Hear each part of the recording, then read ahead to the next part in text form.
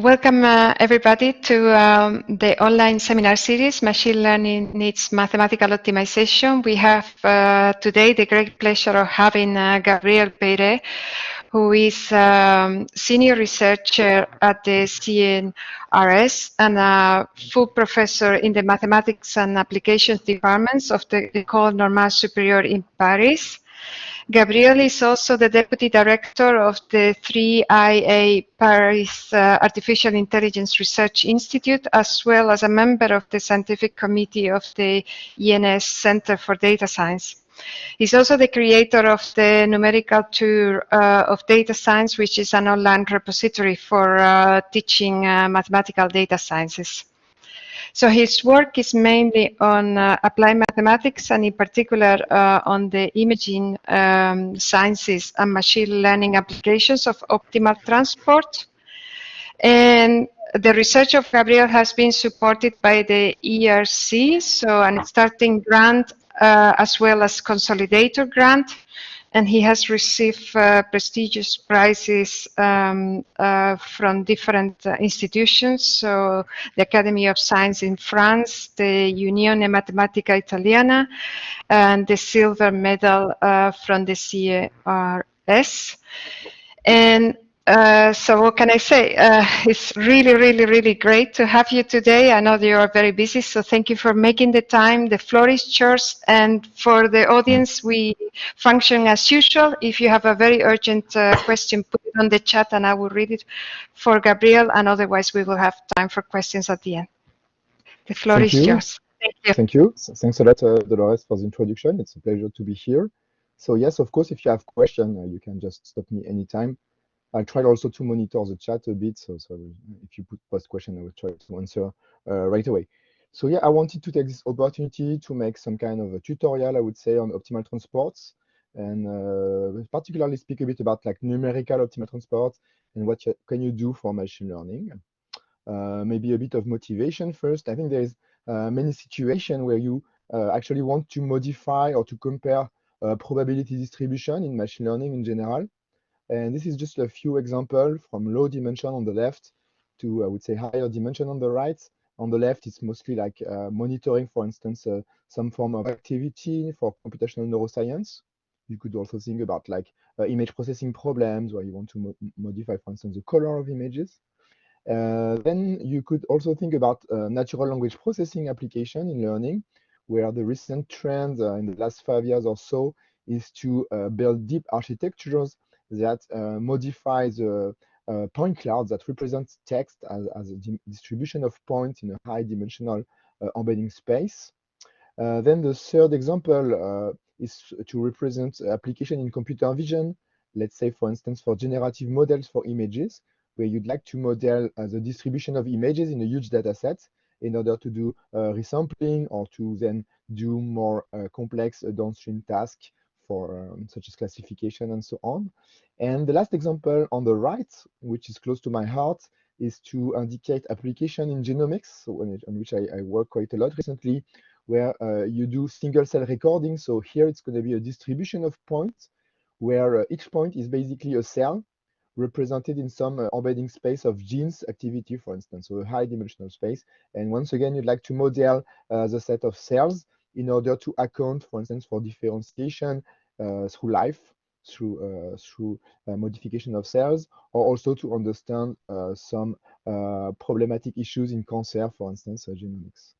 So, so what do you want to do for all these applications? You typically want to fit some form of a model, let's say alpha that depend on some parameter theta.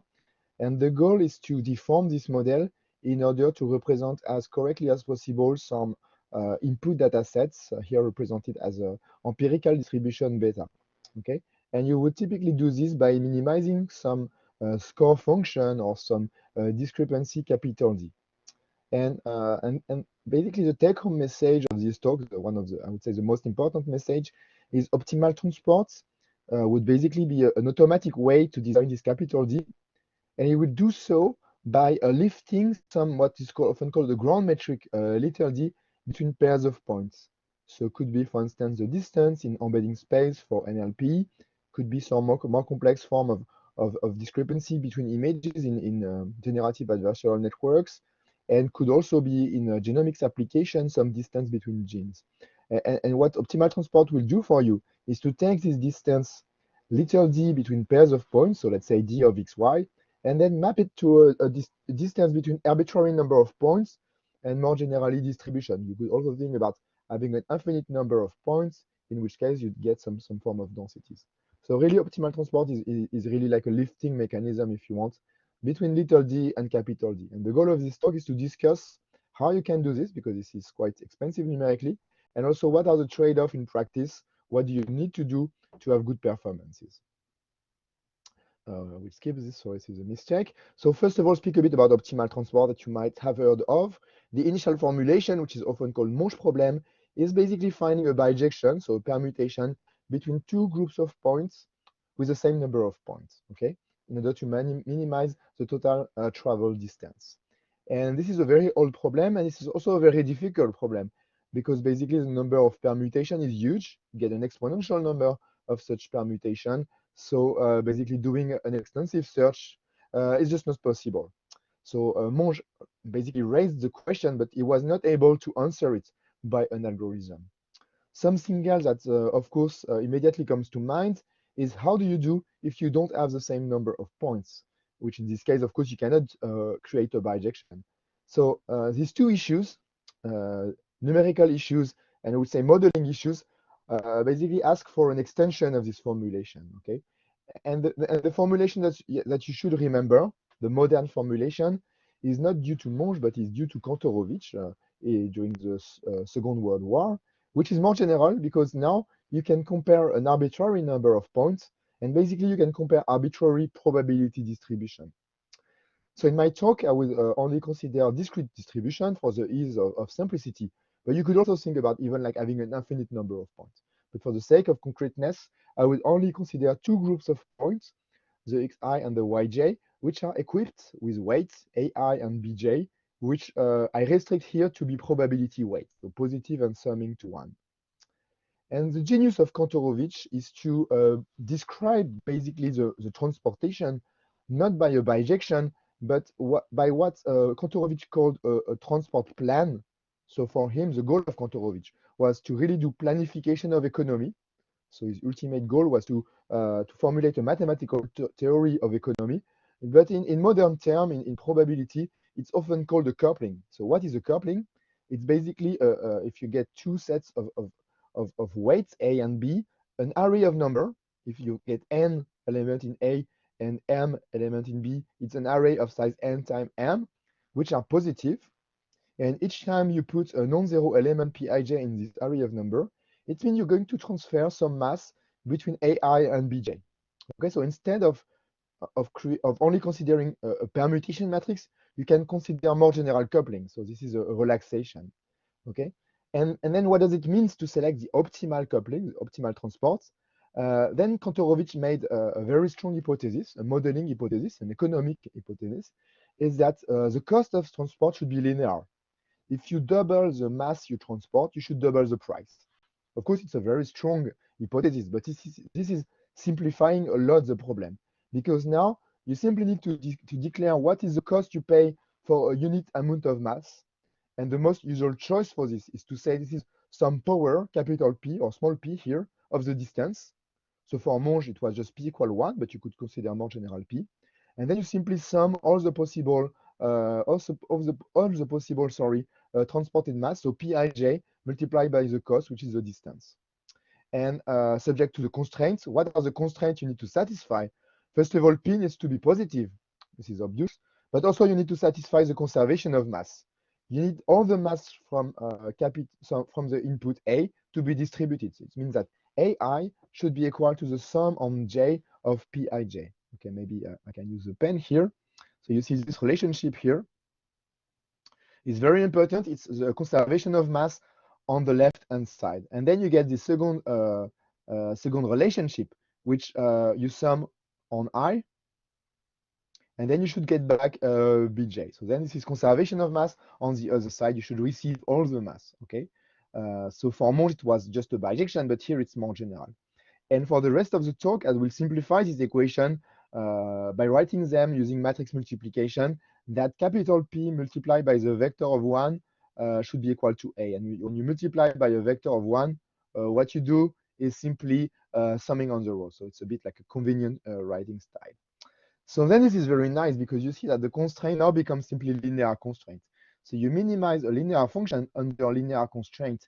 And this is basically the birth of linear programming, of modern optimization, if you want. And for the creation or the study of this problem, in fact, Kantorovitch got the Nobel Prize in economy in the 70s because it was a groundbreaking way to model economics using something that is tractable. Because of course, as you might all know, linear programming is nice because this is a convex optimization problem. Not only it's convex, but it's very nice. And at the same time that Kantorovitch basically studied mathematically this program, George Danzig, probably the most famous mathematician in optimization, came up with a simplex algorithm. Sorry. And of course, what is very important is that on this particular case of linear program, then there is some instance of simplex algorithm which run in roughly cubic time complexity. The complexity is basically n cube log n square. So it means on this particular instance, you can solve quite efficiently actually optimal transport problems. Of course, well, it's depend on how much large n is.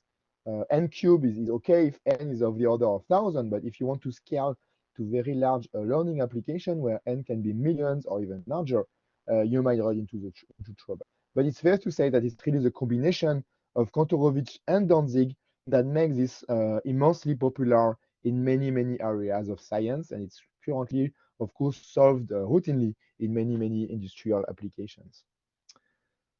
So what's all the fuss about this? Well, it's nice because you have the transportation, but what is even transportation plan, sorry, capital P, but what is even nicer is if you look at the cost of the optimization problem and you raise it to the power 1 over P here, don't forget this 1 over P to define a proper notion of distance. Because this is going to be a distance, maybe I can just show the all slides, which is often called the Wasserstein distance. So it's nice, it's a distance. It's 0 if and only if the 2-point cloud are basically equal, if alpha is equal to beta. But you might know lots of other distances, such as, for instance, the total variation distance and other type of let's say, simpler distance. So why should you care about this Wasserstein distance? What is so nice about it? It's basically that it's a nice geometrical distance in some sense. A way to see that it's a geometrical distance is to look at the topology induced by this distance. And it's basically this theorem that at least if you are on a compact domain, if capital X is a compact space, then it's equivalent to the so-called convergence in law in probability. So what does the convergence in law mean? Well, basically this is the definition for the convergence in law. But the meaning is simply that it's a geometrical convergence. It's convergence of all possible expectation. But if you look at what happened for point clouds or weighted point cloud, it simply means that the 2-point cloud become closer and closer together. But of course, since you deal with probability distribution, what could happen is at the limits, if you look at, for instance, these two red points here, in the limit, they are going to fuse to a single point, in which case, of course, the mass of the 2 red points should be equal to the target blue point. So basically, convergence in law means convergence of the support plus, of course, equality of the mass at convergence. So this is a very nice notion of convergence. If you know about the central limit theorem, you know that it's a theorem that is stated according to the convergence in law. So in some sense, the Wasserstein metric is a way to quantify how fast convergence in law occurs. And this is this theorem that tells you that convergence in law is equivalent to convergence in Wasserstein distance. And really to insist why this is a soft or geometrical notion of convergence, you can look at what happened on a single Dirac. So here you get a single Dirac that progressively shifted towards the target destination little x. So what does it mean for a single Dirac to converge in law, since you need all possible expectation to converge? It's basically that the point itself, xi, converges towards the final destination. And for the Wasserstein, everything is nice because you see you raise the distance to the power p and then to the power 1 over p, which means that if you look here, you see that the Wasserstein distance between 2 Diracs is just equal to the distance itself, which is what I've told you in the first slide of my talk. Wasserstein is a lifting mechanism. It lifts this little d to capital D, which here is the Wasserstein distance, while satisfying this equality. And you can show that under some mild assumption, this is the only distance that satisfies this property. In sharp contrast, if you look at what happened for the total variation norm, or what is often called the L1 norm between two measures, what happened for the L1 norm, if the two Dirac delta xn and delta x are not at the same position, you get a +1 here and a -1 here, so +1 here minus this Dirac. The total variation is always equal to 2 between two Diracs if they are not exactly equal. So you see that the total variation distance, which is arguably the simplest distance between probability distribution, is not converging to 0. So you see here there is a very strong distinction between these two notions of distance.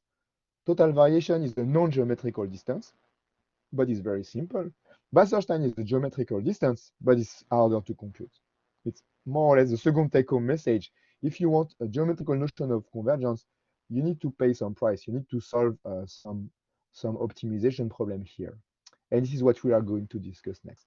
Okay, so let's say the Wasserstein distance has nice property, but you need to pay some price for it. So what are the trade-offs? First of all, the algorithm, if you want exact precision, are slow. Okay, the algorithm is roughly speaking up to logarithmic term cubic, whereas the total variation is linear time complexity. The other issue that I want to discuss is the curse of dimensionality. If you want to compare optimal transport between two distributions, one of which being like, for instance, a Gaussian or some kind of continuous densities, you can show that the number of points will grow exponentially with the dimension. Okay, so even if d is like 10, the number of points you would need to discretize the problem would be enormous. And the way to cure this problem that I would explain to you is called entropic regularization. It's very nice, very simple. It leads to faster algorithm, and also it's able to somehow make the algorithm scales better. The other thing that I want to discuss, and that we would say it's quite easy actually to cure or to fight, is the lack of stability of optimal transport. If you get some outliers, for instance, here you see these 2 points, which are like clearly outlier out of the data set, optimal transport will be very sensitive to this outlier because it will need to send some mass to the outlier, and it's going to be very problematic for some application, in particular in biology. And the way to cure these outliers, and I will explain this, is to introduce some weak notion of optimal transport, some relaxed notion that accounts for unbalancedness in your data, and we have studied this in details, and this is called unbalanced optimal transports. And the last thing that I want to discuss, and I will probably not have time to discuss in detail, but I will give you some indication for this, is how can you do optimal transport between two spaces? And this is very important in some applications, for instance, in biology, where the cells comes from two different types of modalities. Let's say here it's an RNA-seq, where the data belongs to the space of genes, and on the left it's called ATAC-seq. It's another type of sequencing, for instance, device, where the data belongs to some space which is called the space of peaks, and that have a lower dimension. Can you still do optimal transport? And it turned out that you can, but you need some serious work, some serious non-trivial extension, which is called Gromov-Wasserstein, that I would try to illustrate. Okay, so you see, this is more and more advanced. The first thing is just like some simple algorithm that I want you to know. Then the other is like some I would say extension of it, and the last one is some much more advanced and non-trivial extension for which there is still a lot of questions, and I like questions. It's nice to have open problems. So let's speak a bit about like the first thing that is probably the most important that you should know about. It's called entropic regularization, but actually it's something very old that is known in statistical physics as Schrodinger problems, because basically it's Schrodinger that invented this. So it's not quantum mechanics Schrodinger, it's statistical physics Schrodinger.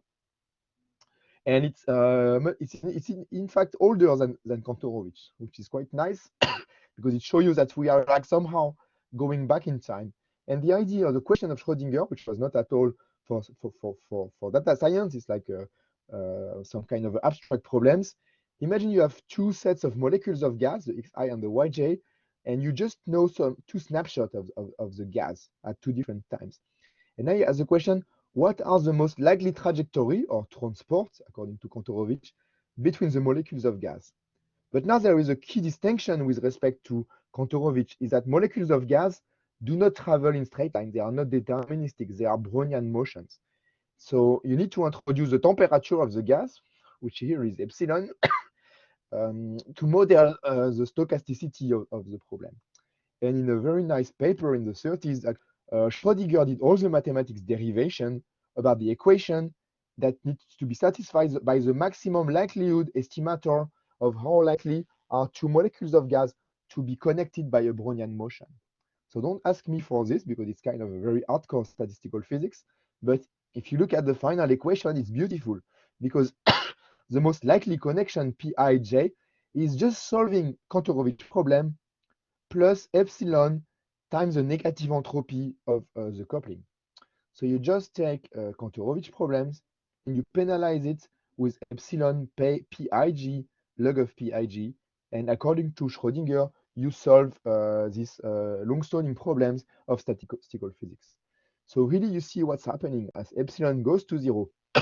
The molecules become more and more lazy. So it's what Schrodinger called the lazy gas experiment, and then you recover Kantorovitch problems.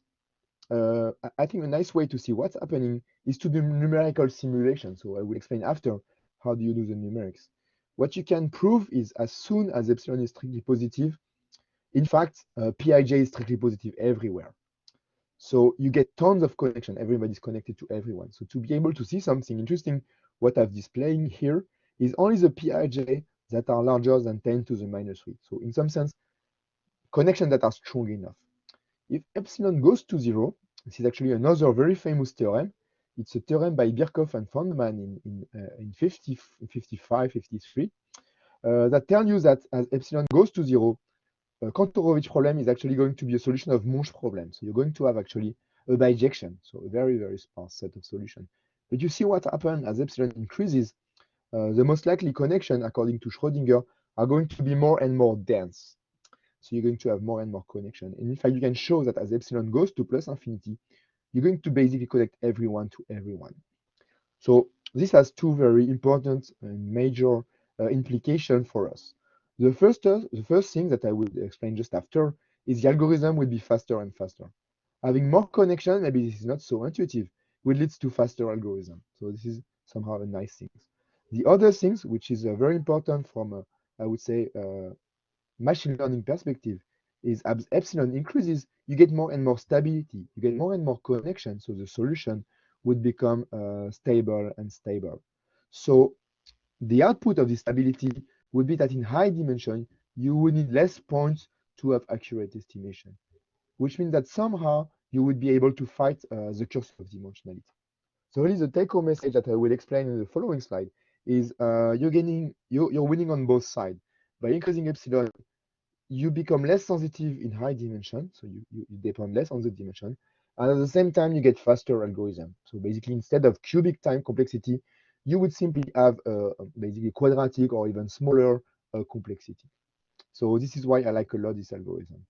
What is this algorithm? Basically, the most important slide of my talk, because I love this algorithm so much. It's my probably favorite algorithm of all time, with probably the fast Fourier transform or some other iconic algorithm. It's not so well known, but maybe you've heard it from time to time because it appears in many areas because it's linked to other problems. This algorithm, I like to call it Sinkhorn, but it has many other names, such as iterative fitting procedure, EPFP. Sinkhorn is basically the mathematician.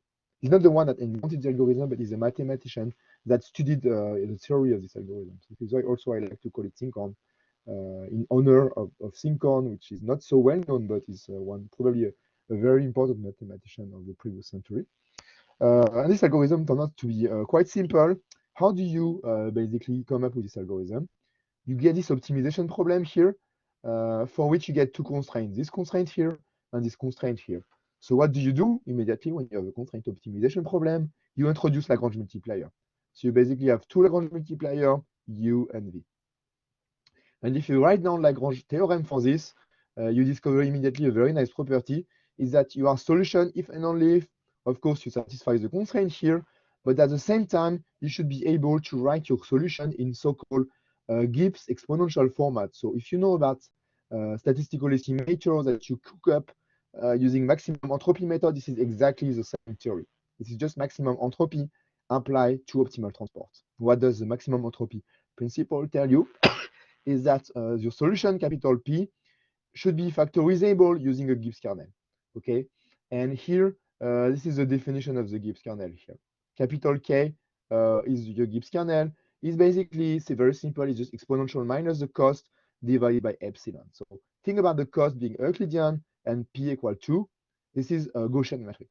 So K is fixed. It's just an enormous Gaussian matrix.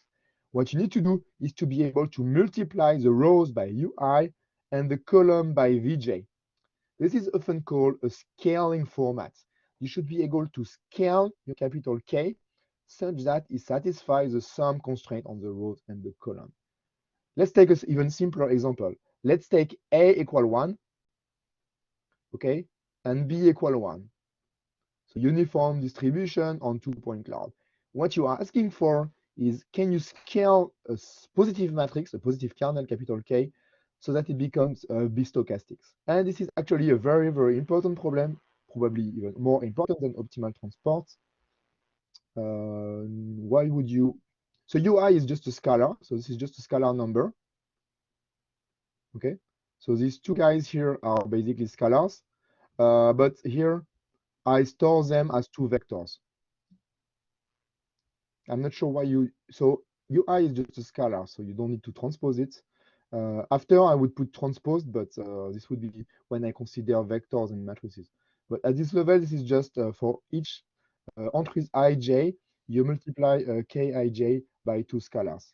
Another way to look at this, I'm not sure this is so helpful, but this is to rewrite, I mean, for me it's helpful because it's more compact, is to rewrite this equation in this format. And this is usually why people call this diagonal scaling. You multiply k by a diagonal of u on the left and a diagonal of v on the right. So the question if A and B are 1 is, can you always scale a positive matrix so that it becomes bistochastic? And the very nice thing here is, because this problem here is strictly convex, it has a solution first, and this solution is unique. So here, this very simple Lagrange equivalence tell you that you can always scale a matrix toward bistochasticity. And this solution, there is a unique scale matrix, which is maybe not so surprising, but it's nice to have a two-line proof of this implication. Now the question, the interesting question is, how do you find the U and the V in practice? And I think there is a very nice heuristic to find this, is to simply look to rewrite this in this matrix format first, because it's simpler, and to simply multiply on the right this matrix by a vector of 1. Okay, if you multiply this matrix by a vector of 1, you get this equation here.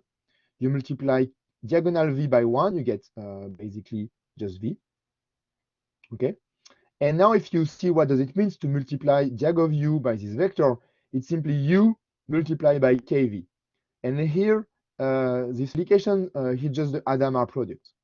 Okay, Hadamard product is simply multiplication of two vectors, entries by entries. So to summarize this very simple findings, is being a solution of Schrodinger problem, so we say an approximate solution to optimal transport, is as simple as solving two equations here in U and V. Because of course I've done the first equation, but the other equation is the same, simply you exchange the role of U and V. And here you put a transpose. Okay? So solving optimal transport approximately is as simple as solving two equations with two unknowns in U and V. And these two equations are just polynomials of degree 2, because this is just a bilinear equation in U and V. But of course, it's not so simple because the dimension is huge. So it's just a polynomial equation, order 2 polynomial equation, but in dimension that might be 1 million or so.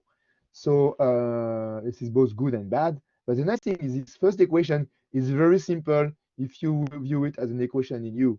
And this equation is also very simple if you view it as an equation in V. So how do you do in practice to solve this equation? I mean, the heuristics is simply, well, give me a tentative solution for V, like an initialization, then I can compute the optimal U very easily by simply solving this equation by dividing A by KV. And here, be careful when I say division, it's once again Hadamard division, entry by entry division. Then I can compute the optimal U, but then the V is not optimal. So of course, what I do is I solve for V, okay? And then it's like a chicken and egg problem. So what do? Well, you do a fixed point. You iterate on U and V, etc. And basically you cross your finger and you hope it converges. question, does it converge? It's not so easy to prove. I mean, when you know the solution, it's very easy, but as usual, the question is how do you prove it? And it was proved by Sinkhorn here in 64. And what I like a lot about the proof of Sinkhorn is that it's beautiful, it's very nice, especially if you know about Markov chain. So if you know about Markov chain, the proof of Sinkhorn is just the same proof, which is called basically Perron-Frobenius theorems. And how do you prove Perron-Frobenius theorem, a quantitative version of Perron-Frobenius? You use contractance of the multiplication by a matrix, a positive matrix and a vector, according to a metric which is often called the Hilbert metric. So I won't go into the details, but basically the proof of Sinkhorn is exactly the same line by line as the proof of Perron-Frobenius by Birkhoff, who proved contractance. So it's not hard once you know this. If you don't know about Birkhoff theorem, then it's a bit harder. So the good news, it converges. The other good news, it converges very fast if epsilon is large, because when you look at the proof, you immediately see that the convergence ratio will become very, very small as epsilon increases. So it's really like, okay, it's both positive and negative. This is an algorithm that goes very fast if epsilon is not too small. If epsilon is small, there is no workaround. You should use a simplex algorithm. It's going to be much better. So for large scale problems, the take home message is don't use this with a small epsilon, otherwise it would take forever. Well, you can do more mathematics. I would spare you the details. We wrote a fair share of papers about this. And for instance, if you really are looking for refined complexity results, if you want some precision on the solution, let's say on the cost, on the optimal transport cost, then you can show that you should select epsilon roughly equal or proportional to the precision you want on the optimal transport distance. And in this case, you can also show that the number of iterations would be of the order of 1 epsilon square. Okay, so the complexity, if you want to use it for optimal transport approximation, is going to be n squared divided by epsilon square. So here, once again, you see the glass half empty or half full. If you want high precision, epsilon is going to be small, and this is going to be catastrophic. Okay, because 1 over epsilon square is very bad. Okay, if you do interior point would have a complexity which scales, roughly speaking, like log n divided by log over 1 epsilon. Okay, so you see that interior point have a much better dependency according to epsilon, but the worst dependency according to n. Okay, but this is only if you want to approximate optimal transport. And what I would explain later is in practice, in high dimension, you might actually not want to approximate too accurately optimal transport. So in practice, it's not even clear that you want epsilon to be small. Okay, but okay, the rule of thumb is don't use epsilon too small, and this algorithm is fantastic. It's fantastic because it's very simple also. I mean, this is an algorithm that is basically 2 lines of Python code. It's very simple to implement. So it's really, really a game changer. The other thing that is super important in practice is that this is an algorithm that is very easy to parallelize on GPUs. So if you want to use it for deep learning application, where Sinkhorn would be used to train deep architecture, this is really a game changer, because you see that the only bottleneck in terms of computation is multiplication by a matrix, which is something that is very nicely handled by GPUs. So I would say that on top of this, one reason why people use Sinkhorn in machine learning more than any other competing algorithm is that it's something that is extremely nicely parallelizable on GPU. So you see like everything like is aligned for usage on machine learning application. Okay, so now I come to maybe something that also is very important for me, is what happened in high dimension, because many, I would say, mathematicians working on optimal transport, they would say for you like the dimension is just a constant, and this is a constant and we don't care about it. But for machine learning application, the dimension is not a constant, or at least it is the most important constant. So you should always say how much your theorems depend on the dimension. And the answer, or at least what will happen in practice, or in many cases, is that the dependency would be horrible. I won't lie to you, this is not a good news. So let's look at probably the simplest question ever, is what is the number of samples you need if you want to discretize optimal transport? I'm not even speaking about solving a complex task. I'm just saying, can you even dare to compute the Wasserstein distance between 2 distributions? Let's take a concrete example. Let's take alpha, for instance, a fixed point cloud. But let's think that you want to match alpha to some continuous densities. Might be a mixture of Gaussian, might be a more complex deep learning models, but it's like a continuous density. How many samples do you need to draw so that the Wasserstein distance between your unknown, I would say, model, so this is like your target, is matched by this approximate computation in finite dimension. And on average, for instance, on replication. So here, I'm assuming the dots here are drawn independently from each other from beta. And the bad news, according to, for instance, Richard Dudley in the 60s, and this has been refined immensely over the years, so this is the most simplest theorems in Euclidean space, is that the number of samples you need, unfortunately, grows like 1 over the precision to the power of the dimension. And I think this is really the definition of the curse of dimensionality. When you get this type of exponential dependency, this is what people would call in statistics curse of dimensionality. So this is the bad news. Now what we've been working on over the last few years, in particular in the PhD thesis of Ojenve, is to study these problems not for optimal transport, but for the cost of Sinkhorn. So this is like this epsilon here. When epsilon is 0, is going to be the optimal transport. So this corresponds to setting epsilon to 0. And when you increase epsilon, then you get Sinkhorn cost, which is a bit different from it. And the intuition is because you gain instability, you become immune to the dimension. This is what Aude proved. She proved that as soon as epsilon is strictly positive, you get what is often called a non-parametric rate, which is the fact that the number of samples is 1 over delta to the power 2. Somehow the best rate you could imagine, because this is typically the rate you have with Monte Carlo methods. So in some sense, if you think about Monte Carlo method to estimate integral, this is roughly the same situation here, except it's more complicated. This is not an integral, it's an optimization problem, but it's the same idea. But this is, I would say, the bad news, but the good news, sorry. But the bad news is, unfortunately, of course, the dimension would start to kick in as epsilon decrease, and you see it in the dependency in the constant. So this is, of course, the constant. So if I were, let's say, a theoretician, I would say, okay, it's just a constant, we don't care about it. But in fact, you see that as the dimension increase, this is bad because if you want a high precision, a small epsilon here, you would need, of course, a number of samples that would grow immensely. So you really see the trade-off is if you don't care about approximating too much optimal transport, this is a good news. You can do this in high dimension.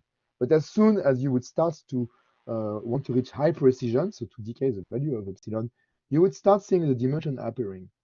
And this is, in fact, a no-free lunch result, because, in fact, this theorem of Dudley, not only it's an upper bound, so you can show that this requires this number of samples, but there is also a matching lower bound. This means that for any possible algorithm, you can never improve over this rate, even if this is a Gaussian distribution. So even for a very simple distribution, you need this number of samples. Okay, so if you want to be smart and use Sinkhorn to actually solve the initial problem of Dudley, you would need epsilon to decay with n, and then you would face once again the curse of dimension. So really the take-home message is Sinkhorn is not a way to cure optimal transport from the curse of dimensionality. It's a way to say maybe optimal transport is not so important. Maybe actually things would work fine even with not so small epsilon. And then the theorem of Aude is telling you that yes, you can do this in a high dimension. Finally, this is only the start of the story, because the question is, what can you do with this W epsilon? Can you solve practical problem? And I think this is still what is missing in the theory, not only for us, but for other methods. There are other methods than optimal transport to match distribution, but nobody has any real theorem that says, with this, I can solve accurately this or this machine learning problem. And this is really something that theoreticians should focus in the future. But I would say, okay, this goes in the correct direction of telling you, you can have something that looks like optimal transport, but at the same time that you can estimate in high dimension. What can you do more on top of this? And I would like to spend some time to conclude on this. What can you do in practice to make this even works better? So I would speak mostly about the first aspect, unbalanced optimal transport. For those who are interested in the last aspect, Gromov-Wasserstein, I would quickly skip about it. And if you want, we can discuss after, or you can send me emails. Also, the slides are online, so you could have a look at the slides. But for me, what is more important, I would say, is this slide on unbalanced optimal transport, because it's something that people are facing in practice. And I often receive mails of people that are like disappointing about optimal transport, but basically because they are not doing this. One key issue about optimal transport is what happens if you get outliers. More generally, what happens if the two input distribution doesn't have exactly the same mass, if they are not like probability distribution. And the key problem with optimal transport, what makes this not working well in many situations, is in optimal transport, you really want exact equality between the first marginal P times 1 and A. And the same, of course, for B here. And this is what is problematic, is the exact conservation of mass. So what we have been proposed with a collaborator, including the PhD thesis of Lena Shiza, and this is actually also something that was developed by a few mathematicians, including Liero, Milke, and Savary at the same time. This is exactly the same contribution. Also, I should credit Leonard Monsainjon in Portugal, who give also a very similar definition, is if you want to do things that are a bit better behaved, you should not ask for P1 equal exactly to A. You should simply ask for this to be approximately equal. And the way to do this is, instead of imposing exact equality, is to penalize, to do like a soft penalty. Okay? And here, this penalty, there's many ways to formulate this penalty, but the best situation and the best mathematical property occurs if you measure the discrepancy according to the relative entropy, which is often called the Kullback-Leibler divergence. Okay, so for those who don't know what is the Kullback-Leibler divergence, this is just some kind of distance between two probability distribution that is basically just a derivative or a related quantity of the entropy, of the Shannon entropy. Okay, so this is just measuring how much the marginal is equal to A. And here you see, maybe I can take another color, is that there is a parameter tau here that you can select. If tau is very large, then you recover classical optimal transport. You recover that you exactly want P1 equal A. But if you decrease the value of tau, then you would get more and more relaxed formulation, and you would allow for more variation, so more robustness to outlier. Okay, and here on the other part of the slide here, it's an numerical experiment on a very simple scenario to show to you what's happening with this relaxation. So here what I do is I want to transport together two mixtures of Gaussian. The red here, that is here. Okay, you see the first mixtures. I want to match this mixture with another mixture, which is the blue one. But I've been a bit tricky to model a bit what's happening in practice. You see that here I've put a little bit of mass on extra. Okay, so that optimal transport is not allowed to transfer this mass here to this one because there is a bit too much mass. Okay, so basically what optimal transport has to do, it has to transfer a bit of mass to the second Gaussian here because the second Gaussian has a bit too much mass. Maybe it's okay for you, but I think it's not so nice that you have to send mass very, very far away. And you can clearly see this in the optimal transport coupling capital P. You see that the shape of this optimal transport coupling here is very bad. You get a local transport here. Okay, it's fine. It means you transfer a bit of mass locally, but you get also a bit of mass that is transported to the other side. Okay, so you see that the shape of the optimal transport is very, very irregular. It's like there is a split of mass. And this is not acceptable for most applications because it means that the transport is very irregular. What I find to be very nice is as soon as you decay a bit the value of tau, you allow for a bit of unbalanced situation, you recover a local transport. And it is what is indicated here and here. You see that the non-local part has been totally removed. Here, you have removed the teleportation of mass. Okay, and what has happened, if you want, another way to interpret this, is by relaxing a bit the marginal constraints. Here I display on red this is P times 1, and in blue it's P transpose times 1. So it's what is actually transported by the algorithm or by the solution. And you see what's happening. Here you have killed a bit of mass, and then here you have created a bit of mass. But you've done this automatically. Of course, you could have said this from the start. You could have said, okay, here I have a little bit of mass on extra. Here I lack a little bit of mass. Okay, let's do some adjustments.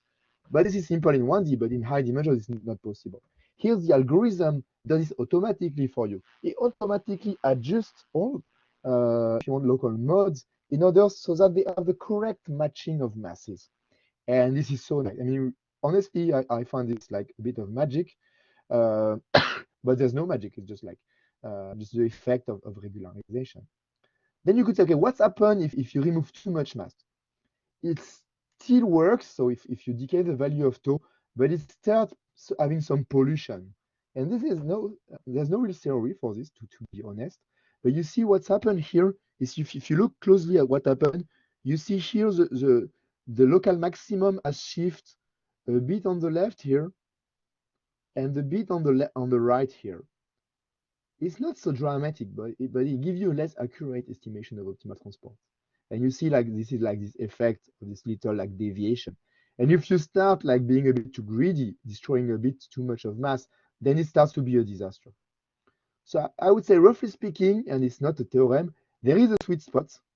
And here the sweet spot is basically on this area between, let's say, 0.1 and 1. You get the correct amount of creation and destruction so that you get a very accurate estimation of the actual transportation. But once again, there's no real theory, but it kind of explain what happened in practice.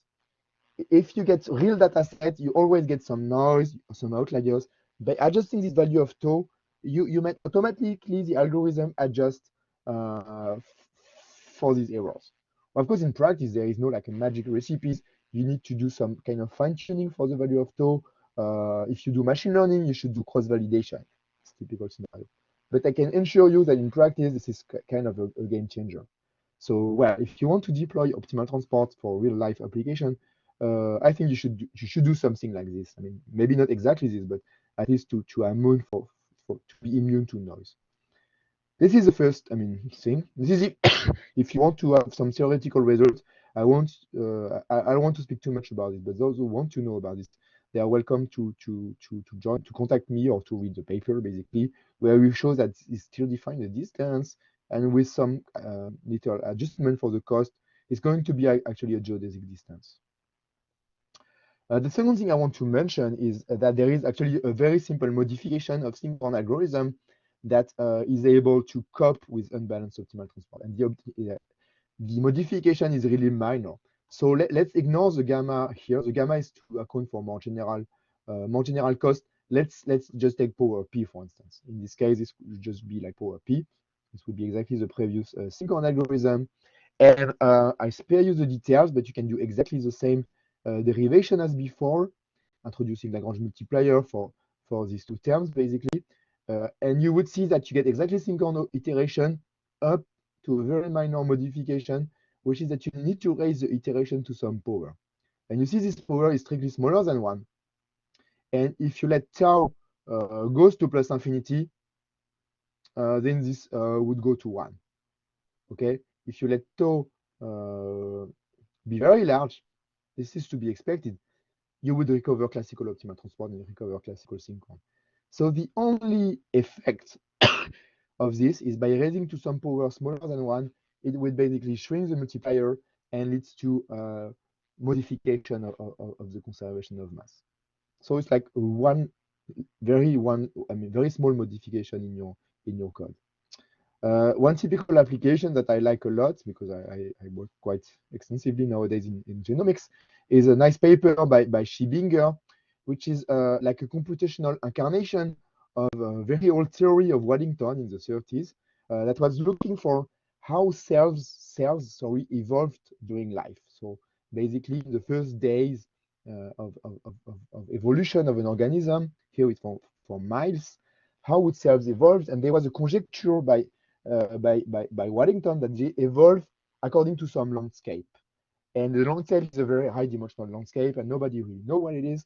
And here what they did, Schrodinger, is actually recording cells at different days. So this is like day 1, day 2, day 3, and so on. And this is like evolution. And here's just a 2D display, but it's actually a very high dimensional set of cells that has been recorded by the technologies of RNA sequencing. And what they do now, the question they ask is exactly the question of Schrodinger. So it's a bit like Schrodinger in practice. They ask, okay, you get this snapshot of cells at different time, but since every time you do the recording, the biopsy, you destroy the cells. So when you move from day 1 from day 2, you have 2 different biopsies. So you lose track of the trajectories. And now what you can do, and what they propose in these quite highly cited papers, is to do unbalanced optimal transport to recover the bijection. Okay, by solving the optimal transport, you can recover the bijection, and you can basically say that these cells, which initially you don't know what it is going to evolve to these cells, which if you know a bit of biology, you know it's going to be like a T cells or a B cells or whatever. So it's really a huge breakthrough in biology. So it's nice. It's nice. I think I'm running out of time. So I will basically skip the last section on Gromov-Wasserstein. If you want just a teaser, the question is how to do optimal transport between two different spaces. And the answer is very hard, but you can do this by solving a non-convex optimization problem. This is the functional you want to solve, which was introduced a few years ago, almost 10 years ago, by Facundo Memoli and Cartol-Dorschturm at the same time. The difficulty is that this is non-convex, and this is even more than non-convex. It's actually NP-hard. And it's linked to quadratic assignment problem for those who knows about quadratic assignments. So I would not tell you much about this because we don't know much about this. We don't know anything about the theory. Basically, and I would skip this these things. I would just show you some nice application at the end. You can use some kind of heuristic algorithm based on Sinkhorn, okay, which is like quite nice, but there is no theory for this algorithm. Okay, what are the applications? Maybe I can show you some nice application in this very recent paper. I think one of the most exciting application is once again in genomics application, where you want to recover connection. It's not connection in time. Now it's connection between two different space because you do recording in two different modalities. Let's say RNA and ATAC, which are two different modalities. And now you know they come from the same living organism. So you know that this cell, roughly speaking, should be somewhere like around here, but you don't know exactly where. And you'd like to fuse the two data sets together. Another application, which is called NovoSpark, has been introduced recently, is also if you want to, you have data set in space of genes, but also you have data set in terms of images. You've taken some snapshots, some images of the brain, and you know that cell should be located somewhere. And here, once again, you'd like to make the connection. And you like to do this by optimal transport. And this paper proposed to do this by solving a Gromov-Wasserstein problems. And they have some very nice results, some nice evaluation, and it seems to be quite promising. But once again, there is absolutely no theory for this. So, and okay, to just tell you what we've been doing recently, we have been adding this to the unbalanced problems. So I would not describe this, but if you're interested, feel free to drop me an email. And this is a nice recent result by Ottman, who is a PhD student with us, that did some nice application to genomics, the same application as before that I've told you between RNA and ATAC, which is a very challenging application. Okay, so just some conclusion, and I'd like to conclude basically by open problems. I don't want to recap what I've said because, as we notice, optimal transport is great. What are missing nowadays? I think what is missing is understanding better this entropic regularization, this epsilon. Why does it work with epsilon not so small, is not so well understood, and I really like to understand better for real application what you can say. Now for the other application in genomics, what is still lacking is the theory. We don't have theory. We don't know about basically whether solution to this problem, do they lead to bijection, so what is called Monge map, this is totally not known. And when epsilon is not so small, or even if epsilon is small, can you connect the Schrodinger problem to the limit problem is not so clear. So I think this is very exciting for mathematicians. It's a very exciting time for mathematicians because there's many open questions, and also for practitioners to design even faster algorithms. So sorry for being a bit late, but I'd like to hear your question if you have. Don't hesitate to ask as many questions as you want.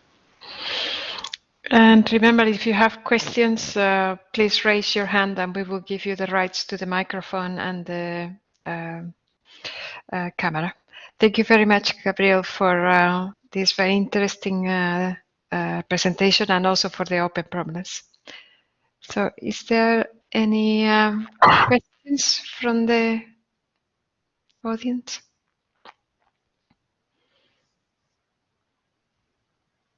Don't be shy.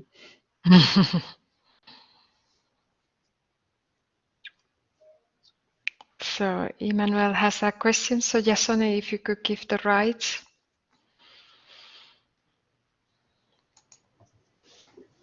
Thank you very much, Gabriel, for this great talk. Again, you make me, this is already the second time that you made me feel like jumping immediately on the optimal transport community and try to contribute. I have a question regarding the Gromov-Wasserstein problem, Okay. the last one you showed us. So the difficulty comes because of the bilinear terms, no? Yes. Yes. But there is still is of a lot, has a lot of structure there. It's not a generic convex quadratic problem, right? Yes. Yes. Trains are still linear. Yeah, so this is actually very interesting. I totally agree with you that it's not a generic non-convex problem. So maybe if you want, I can say a few words about this. So first of all, so maybe a simple situation that is very important in practice, like for genomics, is the case of Euclidean space. And if the space are Euclidean, you can actually show that it's a concave function. So basically, you are minimizing a concave function on a this polytope, which transportation can be polytope. very demanding, of course. So you can say that the solution is going to be an extremal point. Yes, Well, but there are many it's a of them. nice information. There are many of them, but intuitively it tells you that the solution should be expected to be a permutation, or in continuous should be, they should exist, I would say, a Monge map. So I think it's pointing in the direction. If you know about optimal transport, the most famous theorem of optimal transport is called Breugner's theorems, that tell you that under some regularity assumption, the solution is actually given by a bijection, a Brognier map. So I think this is pointing toward the fact that this should still be true. But to be honest, it's still resisting proof. Then the other thing that you've said, it's bilinear. So you can do relaxation. So basically a standard, and it's basically how you derive the algorithm. You can do relaxation by basically minimizing alternatively on this and on this. It's actually a famous relaxation on quadratic programming. I think it's often known as Kono's relaxation, but it has many names. And you can show that this relaxation is tight. So which means that if there are solutions, it should be solution where if you call this P and Q, P should be equal to Q. Another way to say this is that it's linked to difference of convex programming. You can also say that that is if the function is concave, sorry. You can also say that it's a difference of concave function. And you can really see that these algorithms are basically classical algorithms from DC programming. This being said, it could still be trapped in local minimum, but in practice, I think this explains a bit why it works quite nicely. So this is basically the only thing I can tell you, but yeah, you're right, it's not an arbitrary non-convex problem. And you should expect that in some case, like Euclidean space, and maybe with not too complicated input distribution, there should not be so many local minimizer, and maybe in some case the problem is not NP-hard. Maybe. But well, I don't know. But everybody's welcome to join the club. It's what's nice about optimal transport is it connects so many areas together, like basically here, for instance, quadratic optimization, but also probability, also I would say partial differential equation, because there are also like some methods that are based on partial differential equation that everybody can try his method, and sometimes like combining methods leads to super nice results. Thank you. Thank you, Manuel, and thank you, Gabriel. So I think we close now this session for today. Again, thank you very much, Gabriel, for your great presentation. And for the public, remember that there is no seminar next week because there will be the Informs conference. So we are back in 2 weeks from now, and we will have Fabio Schun from Italy presenting to us. Thank you very much, and see you in 2 weeks. Bye-bye, everybody. Thank you, Gabriel. Thank you, Dolores, for the invitation. See you.